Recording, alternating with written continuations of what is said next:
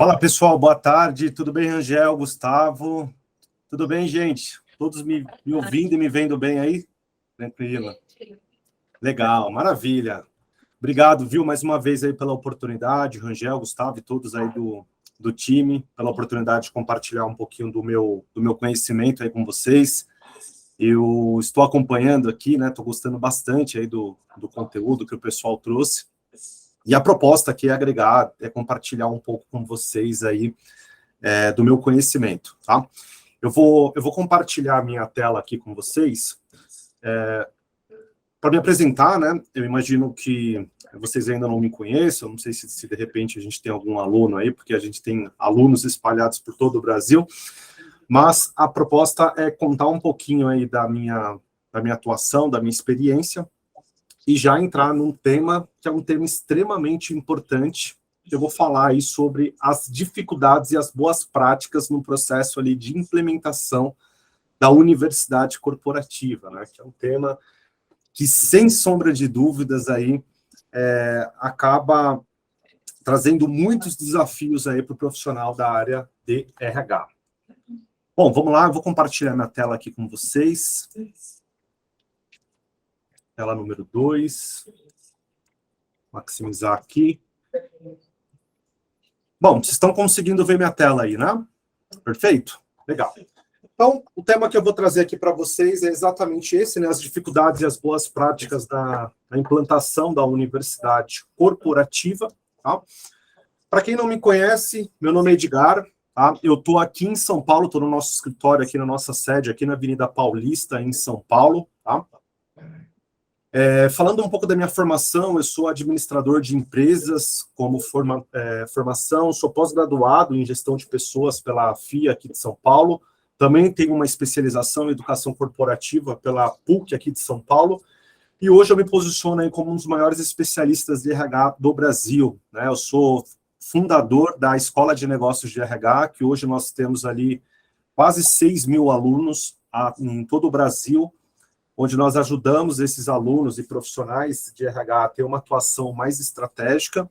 E dentro da Escola de Negócios de RH, um dos temas que nós abordamos é exatamente o tema de educação corporativa, tá? Onde nós ajudamos os alunos a implementarem um processo, uma universidade corporativa do absoluto zero, que é onde nós temos aí a parceria com o pessoal da KIPS. Legal? Então, dentro da atuação hoje que eu tenho, eu faço esses trabalhos de consultoria, sou o fundador da Escola de Negócios, sou autor de 3 livros hoje relacionados à parte de RH, que são esses 3 livros que estão aqui atrás, que é sobre avaliação de desempenho, PDI, a parte do plano de sucessão.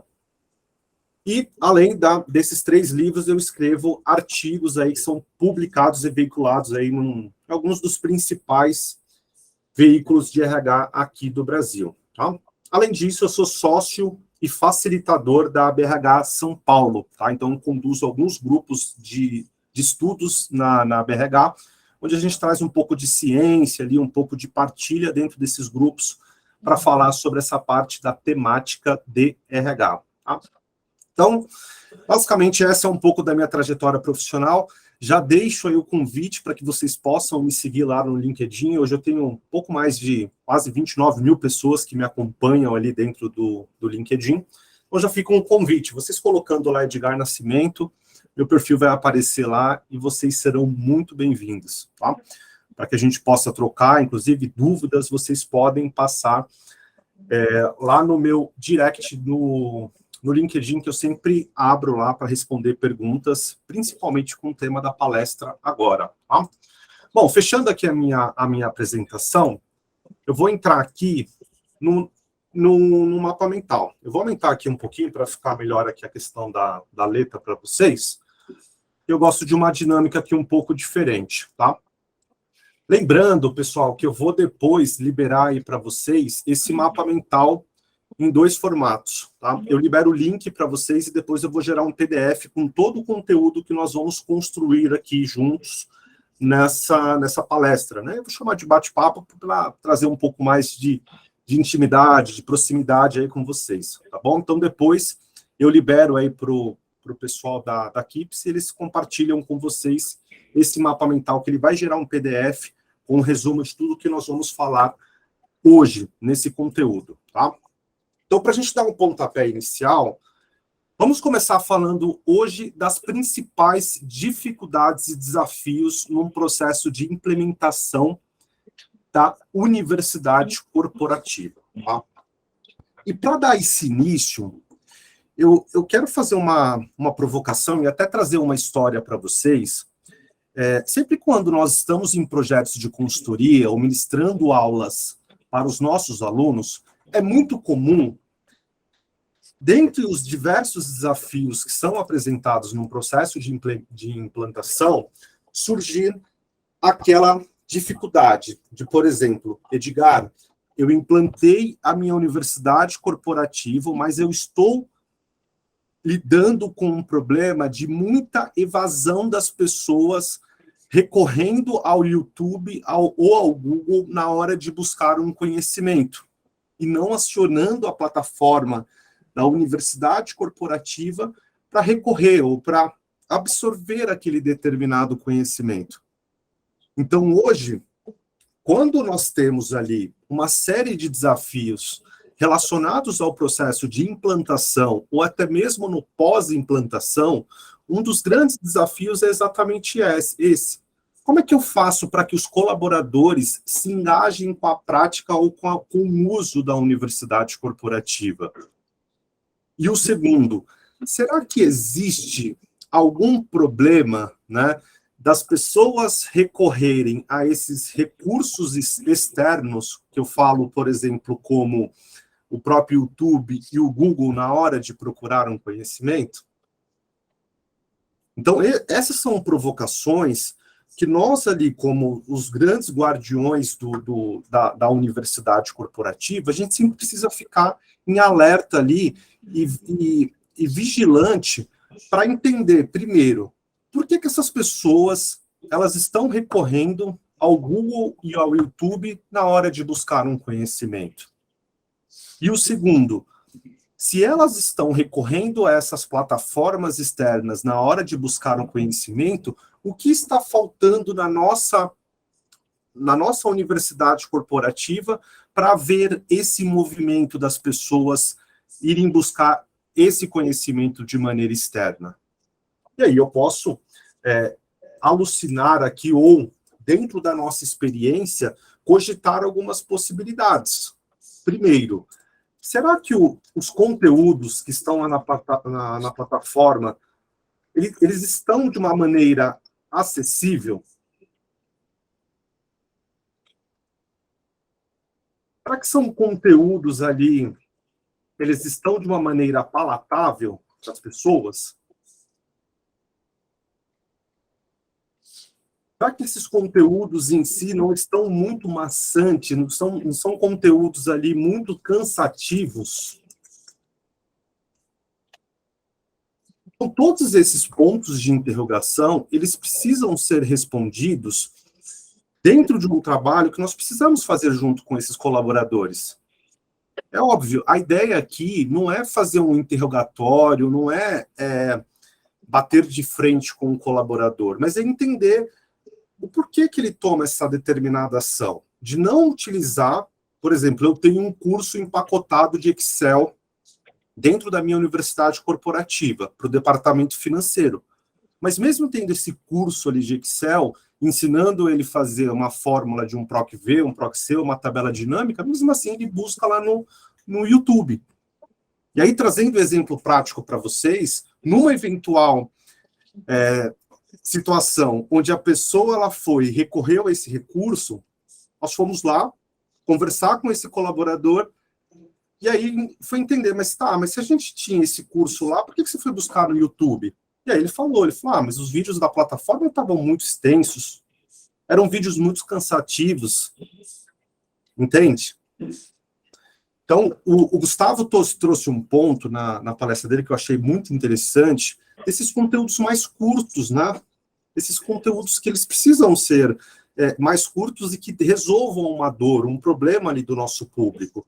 Porque quando ele vai para o YouTube, ele encontra vídeos de 5, no máximo 10 minutos. Aí a gente olha para a nossa universidade corporativa ali dentro da plataforma, tem vídeos de 30, 40 minutos. Entende? E aí já acende um sinal de alerta ali falando, bom, eu acho que eu preciso empacotar esse meu conhecimento e trazer isso de maneira mais fatiada. Ao invés de eu colocar um vídeo único para passar um determinado conhecimento de 30 minutos, por que eu não fatio isso? Mesmo que eu não perca a profundidade, mas não fatio isso em 3 vídeos de 10 minutos. Entende? Ou tento sintetizar esse conhecimento. E a gente traz isso de uma maneira onde, se há essa evasão de pessoas indo para o YouTube para buscar conhecimento, por que a gente não modela o que tem hoje no YouTube? De novo, não é copiar, mas é pegar padrões que fazem as pessoas a recorrer a essa plataforma e tentar replicar isso dentro da nossa prática nas empresas hoje. Entende?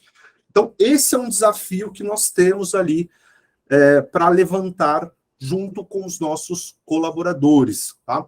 De novo, aí vocês podem me perguntar assim, mas, puxa, Edgar, você acha que vai resolver, né, eu fazer esse trabalho a tal ponto que eu consiga minimizar ali, ou fazer com que 100% das pessoas, ou 100% desses movimentos das pessoas recorrerem a plataformas externas na hora de buscar o conhecimento, isso cessar, não acontecer mais, eu acho pouco provável. Mas quanto menor for essa taxa, quanto mais adesão a gente tiver ali na plataforma, no nosso projeto de universidade corporativa, melhor. Entende? Melhor. Vamos minimizar.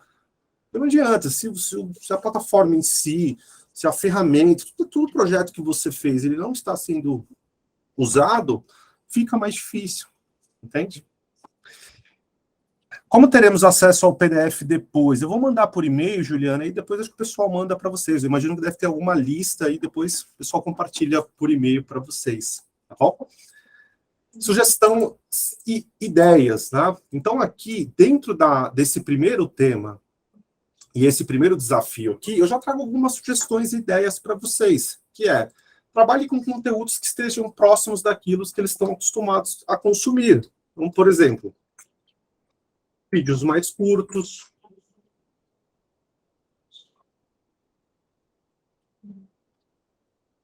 PDFs mais interativos. Quando você acha, por exemplo, um conteúdo no Google, você vai perceber que você abre ali, por mais que seja uma página HTML que você abre, você percebe que tem uma imagem, né? Tem um layout ali um pouco mais acessível, às vezes as palavras estão em negrito, entende? Vai fazendo esse princípio ali da modelagem, né? De modelar esses canais que as pessoas estão recorrendo ao conhecimento e leva isso para a sua universidade. Aí fica mais fácil, tá? Rode uma pesquisa para identificar quais são os reais motivos da não utilização. Então, quando eles falam lá que o vídeo é muito longo, a voz é de robô, né? Às vezes acontece isso, a pessoa chega lá e fala, puxa, mas vocês colocaram lá uma voz de robô, com um treinamento lá aparecendo, que isso, de uma certa forma, não tem sentido isso. Aí ele vai, vamos pegar o exemplo da área de tecnologia. Eu gosto muito de utilizar o exemplo da área de TI. O profissional da área de TI, quando ele vai buscar um conhecimento, ele vai lá no YouTube, ele encontra um profissional passando um determinado conhecimento, que é um profissional da área.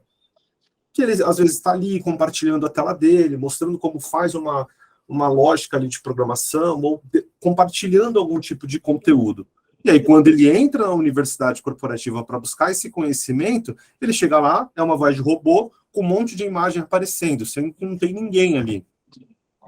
Aí desconecta. Você não tem essa conexão, percebe? Por isso que é importante você fazer essa aproximação, trazer dentro da realidade hoje desse seu público. E evitem apenas aqueles conteúdos de Telecurso 2000, né? Lembra do Telecurso 2000, que aqueles cursos lá que tinha, né? Acho que na época era na Rede Globo ali que mostrava, né? Mostravam uns determinados conhecimentos, que eram umas coisas meio maçantes ali, entende?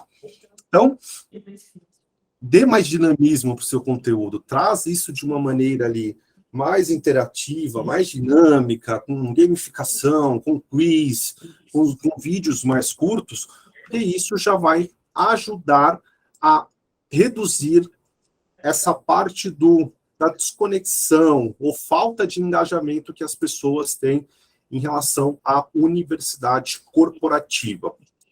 Passo 2, trabalhar com métodos e tecnologias defasadas.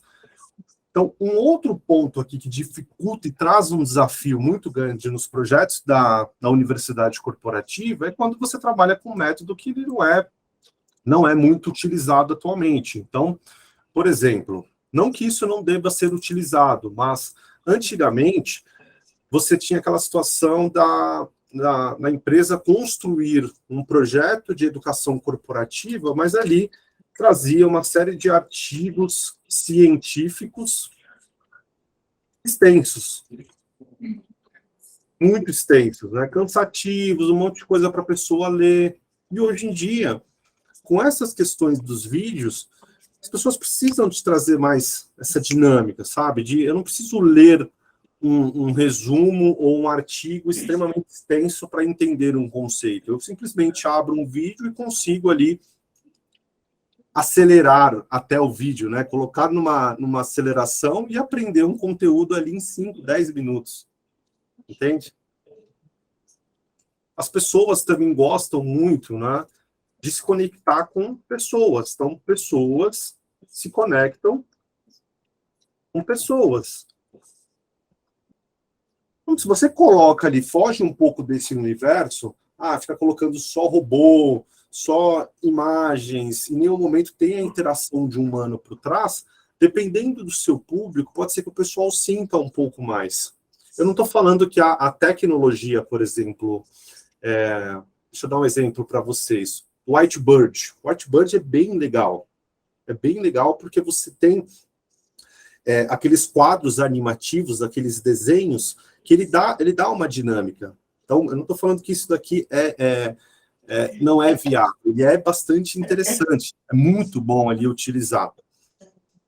Só que você precisa tomar cuidado com as coisas que não trazem esse dinamismo, que não tem essa dinâmica de oferecer algo mais interativo.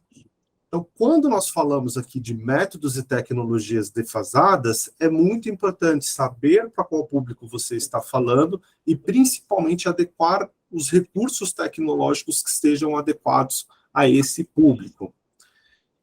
Uma dica que é bem importante para vocês, a gente faz aqui bastante nos projetos de consultoria, é estruturar um modelo de perguntas, de questionários ali junto aos colaboradores, para levantar alguns elementos que são elementos importantes. Então, por exemplo, uma das perguntas quando você procura um conhecimento, normalmente, que tipo de recurso que você recorre na hora de buscar esse conhecimento? E aí tem uma lista ali para a pessoa responder. Livro, vídeo, artigo, faz um treinamento interno, faz um treinamento externo, procura um processo de mentoria, e aí ela responde essa primeira pergunta.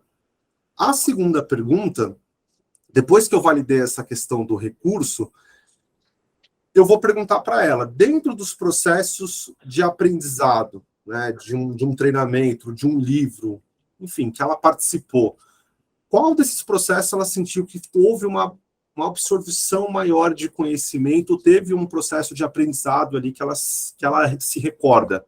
E aí eu peço para ela dar um exemplo. Percebe? Essa construção eu vou fazendo de maneira de pesquisa, né, de perguntas, para que eu possa ir construindo isso junto do meu projeto da universidade corporativa. Vou fazendo essa construção para depois ir adaptando tudo isso que eu fui levantando junto ao meu público com a realidade, com os recursos, com toda essa parte das tecnologias atuais para a realidade e a necessidade desse meu público. Tá? Então, esse é um segundo ponto ali que traz esse desafio e uma dificuldade no processo. O terceiro aqui é não ter continuidade nas ações da educação corporativa. Então, aqui é muito importante a gente entender que boa parte, né, e eu estudo bastante, gosto muito de estudar sobre esses temas, e uma pena que eu não lembro qual que é a fonte, tá? Eu sempre gosto de dar referência e de trazer ali a referência dessa pesquisa, mas no mundo, né, dentro do estudo que foi feito com as universidades corporativas a nível mundial, grande parte de algumas universidades corporativas que enfrentam algum desses desafios que eu estou trazendo aqui para vocês, elas não dão continuidade exatamente por alguns desafios e obstáculos relacionados a tecnologias, as ferramentas que são utilizadas, não fazer o levantamento de público, não ter continuidade nessas ações. E aí a universidade em si ela vai morrendo aos poucos e vai acabando não tendo continuidade nessas ações. Então, criou uma universidade corporativa, é bem importante que você dê a continuidade nesse processo, que você crie um sistema e crie uma dinâmica onde as pessoas consigam enxergar o próximo passo. Então, criei, por exemplo, um formato de uma trilha, onde eu começo com um treinamento, vou para o outro, e ali eu vou dando continuidade. E quando eu falo sobre essa questão de ter continuidade nas ações de educação corporativa, não é somente dentro dessas trilhas de aprendizado, mas também no desdobramento em outros subsistemas de RH. Exemplo, quando eu me desenvolvo e faço um processo de capacitação dentro da universidade corporativa, quais são os ganhos que eu vou ter em relação a isso? Aqui entra muito o conceito da andragogia.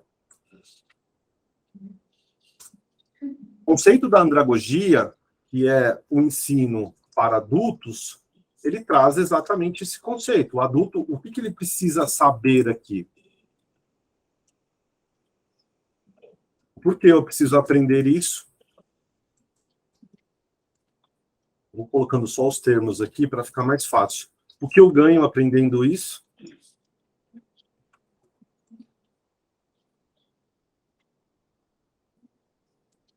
Onde isso é aplicado?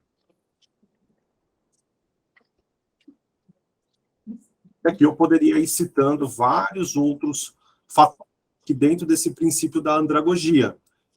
Então, se eu tenho as ações da universidade corporativa e correlacionando isso ao princípio da andragogia, é muito importante que no processo de comunicação, junto com esse público, que são adultos, que são esses colaboradores, eu falar quais são os ganhos que eles vão ter se engajando e comprometendo com as ações da universidade corporativa, o que eles vão ganhar, onde que eles vão aplicar, e qual é a importância que isso tem na carreira dele.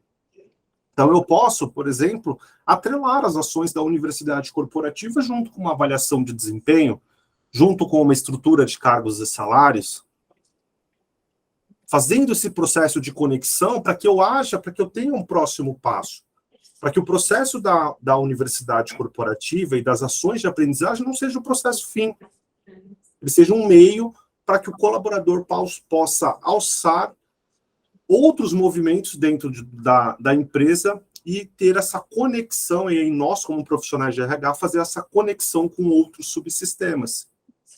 Percebe? E aí você vai criando essa mecânica ali de engajamento e de comprometimento com essas pessoas. Tá? Passo número 4, não mensurar e acompanhar o ROI e os indicadores. Esse é o gargalo, esse eu vejo que é o cotovelo ali, às vezes, da universidade corporativa. Por que essas universidades elas morrem? Há um investimento para fazer o processo de implementação, não existe uma clareza do qual é o real resultado que isso está trazendo, e aí vamos imaginar que você se reporta, você como RH se reporta para alguém do financeiro, alguém do alto escalão da sua empresa. E aí essa pessoa chega a falar, Edgar, vamos falar sobre a universidade corporativa? Vamos. Chegou lá, a gente fez ali um investimento, que é um investimento aqui interessante, né? Um investimento ali razoável dentro dessa universidade, só que eu não estou percebendo em qual retorno que isso está trazendo? Qual que é o ROI que esses investimentos na universidade corporativa está trazendo para a empresa? E aí é onde o profissional de RH, às vezes, por não saber fazer a mensuração de ROI, ele começa a dar uma gaguejada, começa... mas aqui... Entende? Então, quando eu falo aqui de desafios e dificuldades, é muito importante saber fazer, primeiro, a mensuração e acompanhamento desses indicadores, e segundo, saber fazer o cálculo do ROI. O que de retorno perante esse investimento que foi feito, ele está trazendo ali para a empresa. Edgar, mesmo se isso for um investimento que eu faço a princípio, que é um investimento aqui de homem-hora, às vezes acontece isso. Inclusive, essa semana, só abrindo um parênteses aqui, pessoal, deixa eu até voltar na minha tela aqui, que esse ponto é bem importante. Essa semana eu recebi uma caixinha ali no Instagram que perguntaram exatamente isso, né?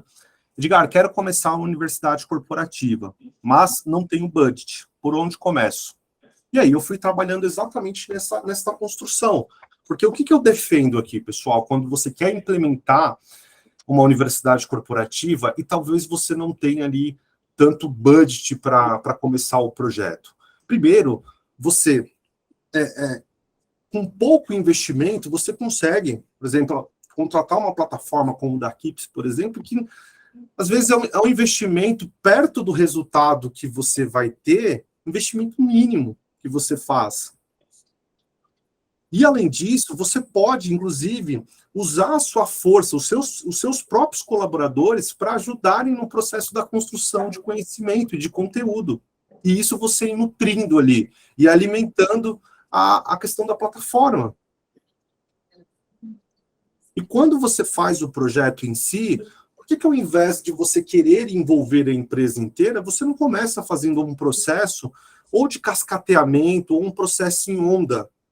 Você começa, por exemplo, num formato de cascata de cima para baixo, começando com a liderança, vai descendo o nível hierárquico, ou até mesmo você pode fazer um processo em onda, onde você vai priorizando algumas áreas e depois ir replicando para as outras áreas.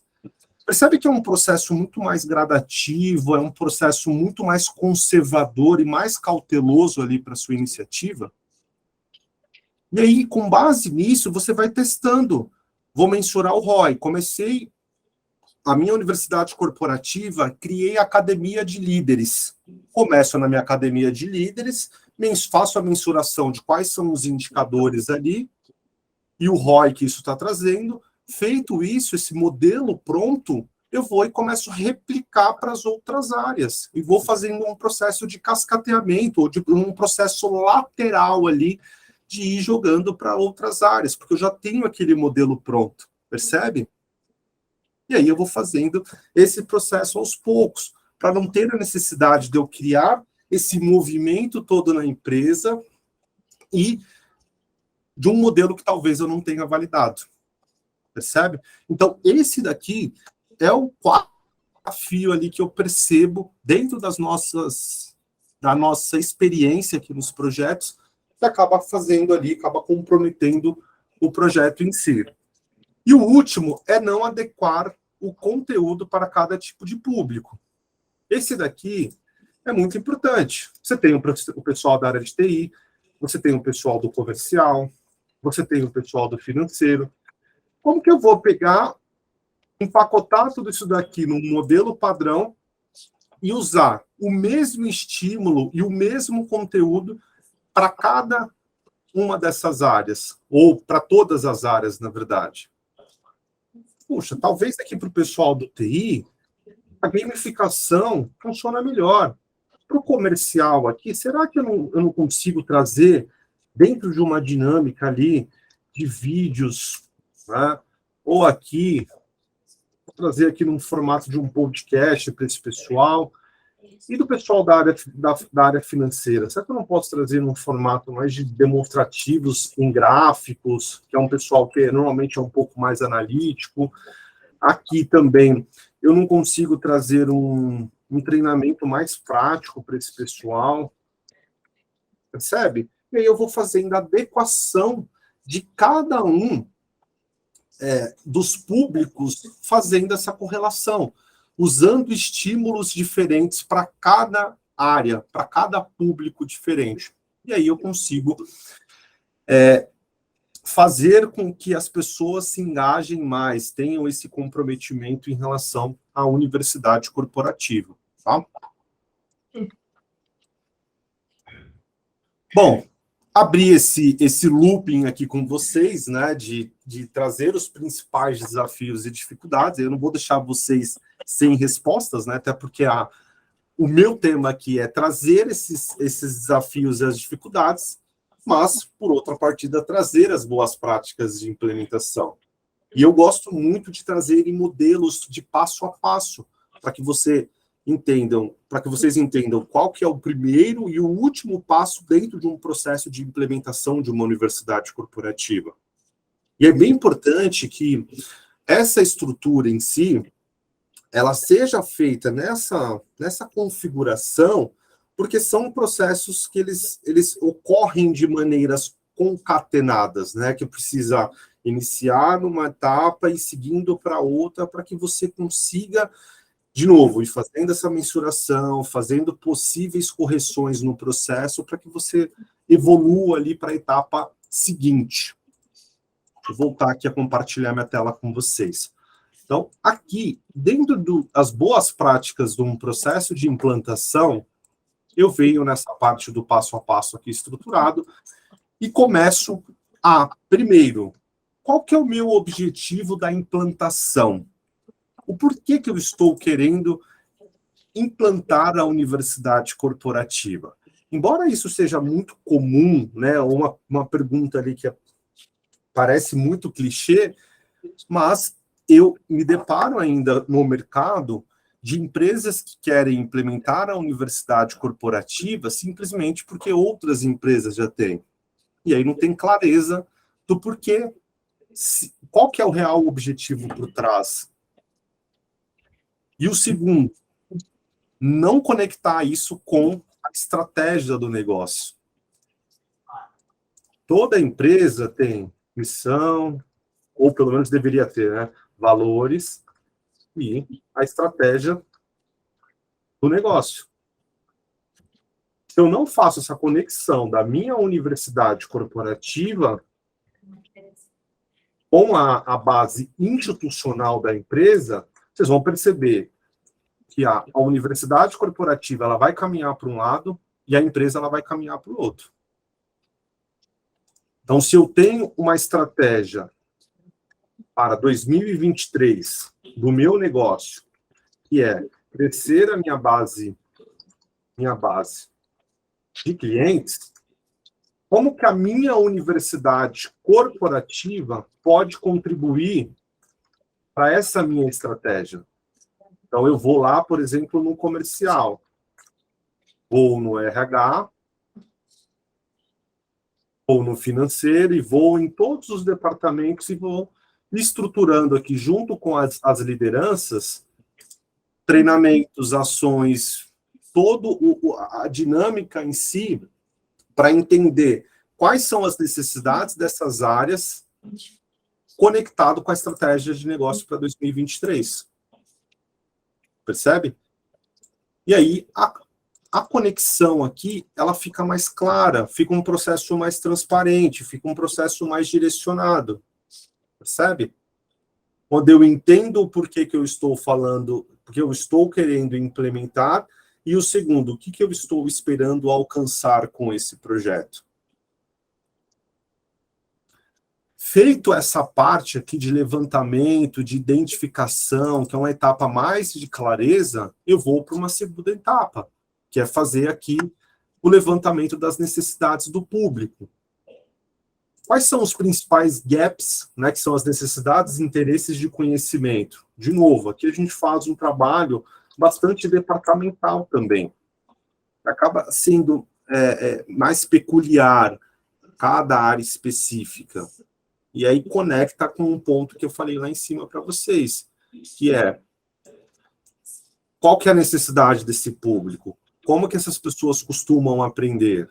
Qual é o tipo de processo de aprendizagem que elas se adaptam melhor?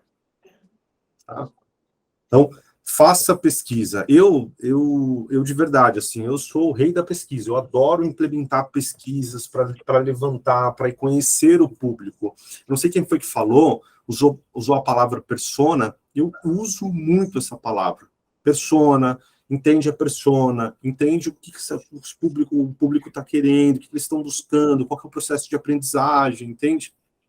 Exatamente, que a Juliana colocou aqui, né? Diagnóstico é tudo.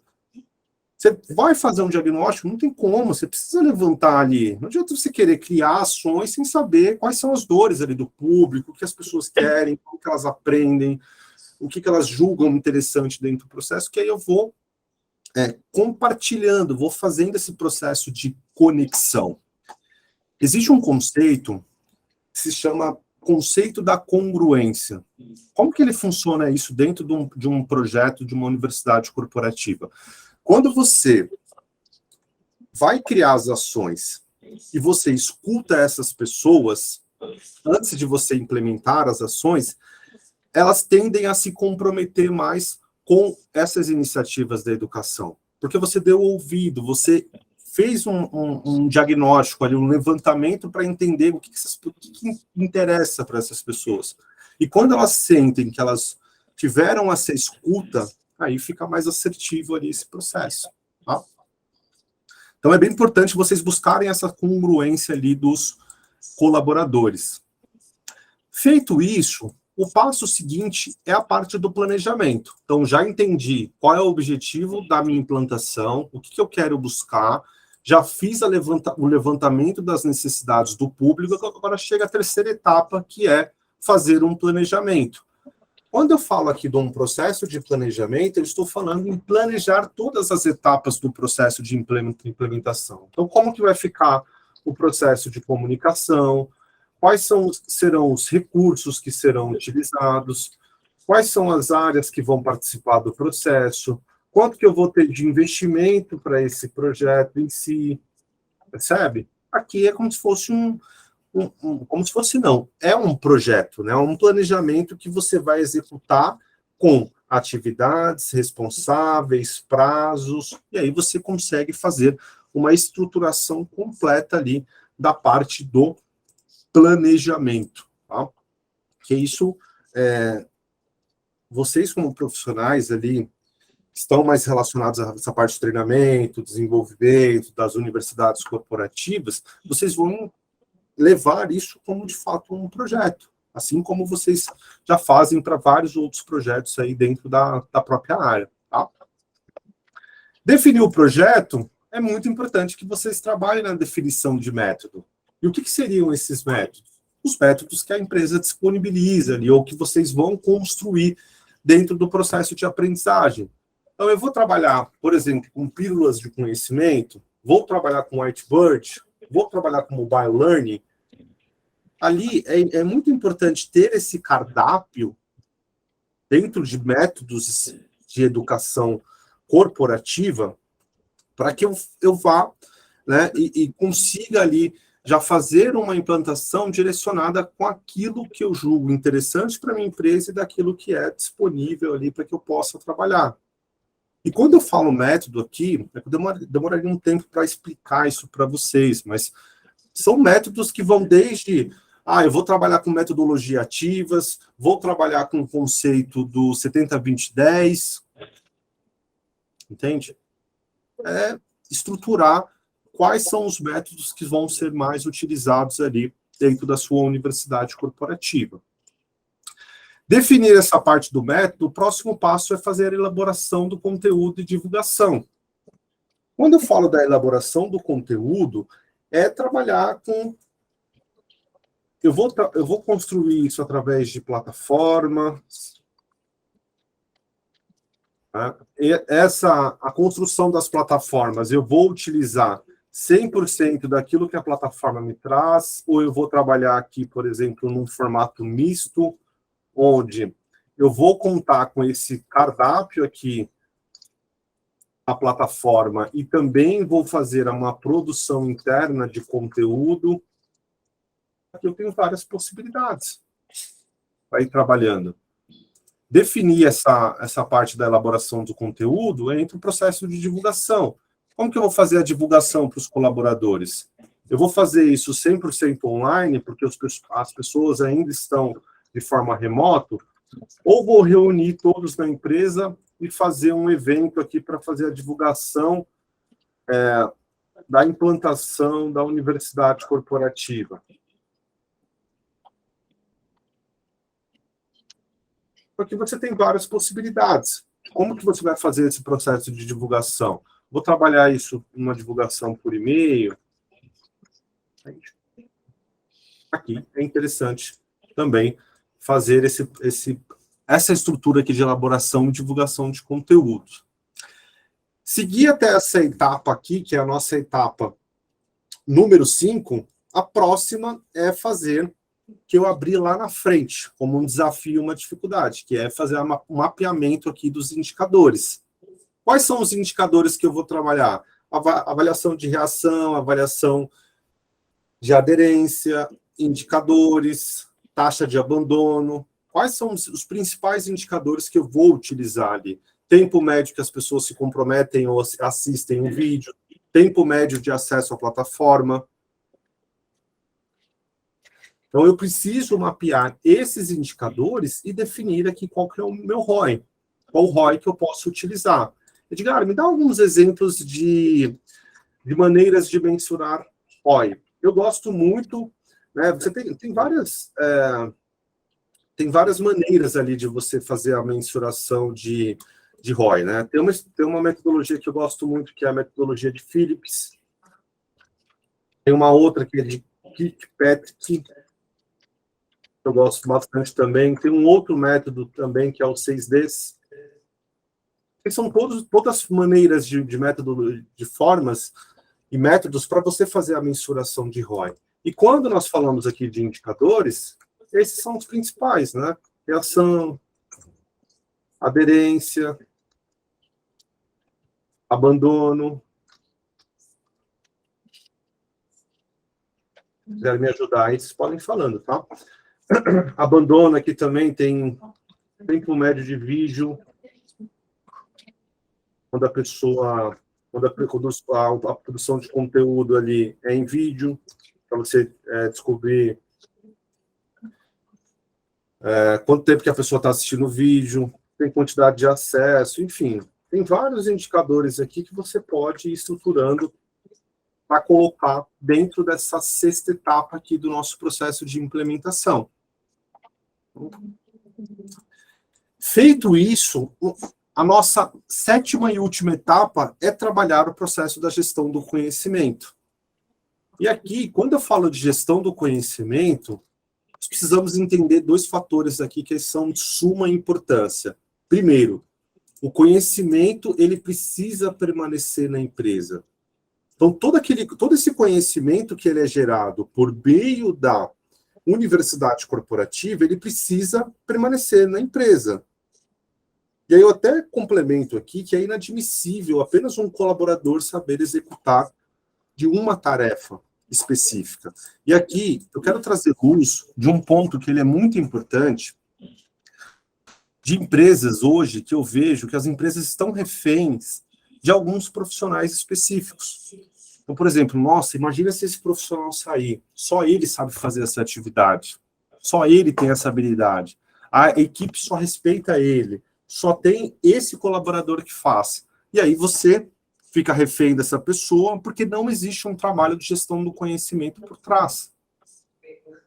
Então, se você tem esse cuidado de trabalhar com a partilha de conhecimento, de transformar essas pessoas que têm conhecimentos técnicos muito específicos ou até comportamentais como multiplicadores e mentores em um processo estruturado de gestão do conhecimento, vocês vão perceber que toda essa massa de conhecimento que foi gerado por meio da universidade corporativa, ele vai ser partilhado na organização para que esse conhecimento ele seja, primeiro, armazenado dentro de repositórios, que são essas plataformas da universidade corporativa, e documentados, gravados vídeos, enfim, independente do recurso que você for utilizar, mas esse conhecimento ele precisa permanecer na empresa.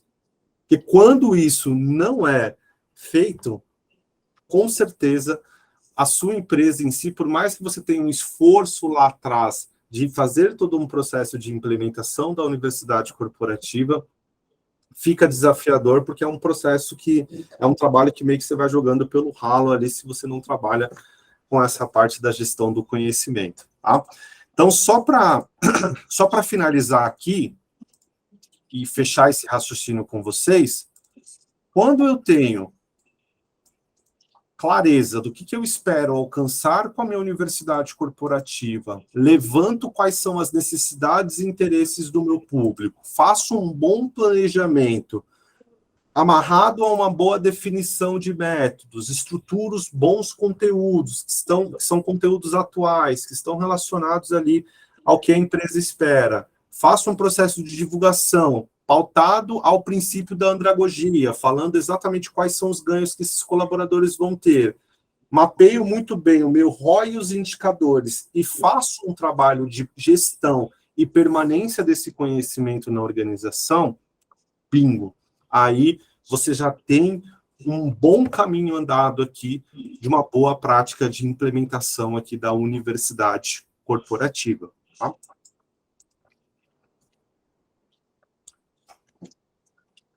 Dúvidas, pessoal? Deixa eu dar uma olhada aqui. Acho que o pessoal foi perguntando aqui. Tô ouvindo. Legal. Obrigado pela palestra. A gente vai abrir aqui para mais uma, duas perguntas, caso alguém as tenha, né? Então, quem tiver pergunta aí, tá disponível para fazer agora, gente.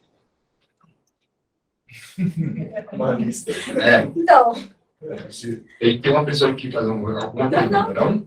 Mesmo? São muitas, na verdade. Não, mas assim, eu acho que é bacana que ele mostrou uma estrutura, né? Ficou muito bom. Primeiro, né, eu sou tua seguidora aí, fiz aquele curso de PDI, muito bacana. E vendo tu escrever aí, parece tão fácil, né? Não sei se vocês lembram. Ai, fácil, né? Clareza, necessidade. Ok. Mas é possível, né?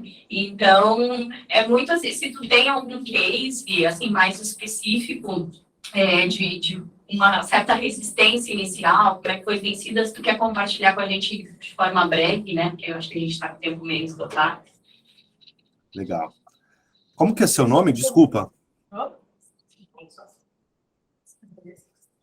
Pode falar. Legal. Bom, vamos lá.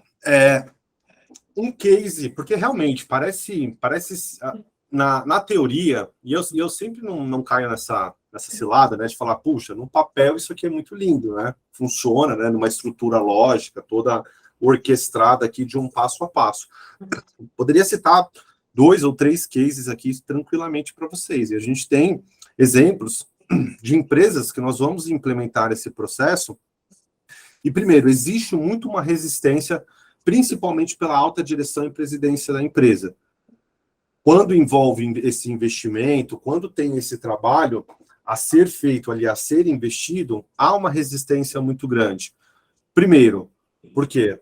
Isso não vai gerar retorno, não vai gerar investimento, eu não vou conseguir identificar qual é o retorno que isso vai trazer. E, normalmente, como é que a gente faz para fazer um processo de implementação? É lógico que é muito mais profundo, mas eu vou trazer aqui de maneira resumida por causa do tempo.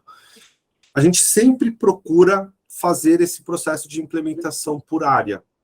Então, a gente começa por algumas áreas específicas. Então, eu chego e falo, bom, qual é a área mais necessitada hoje, ou uma área que está mais conectada ali com a parte do negócio, e que é uma área que precisa ser desenvolvida? O atendimento ao cliente, é a liderança, é o pessoal de logística, e a gente vai e cria escolas específicas para essa área.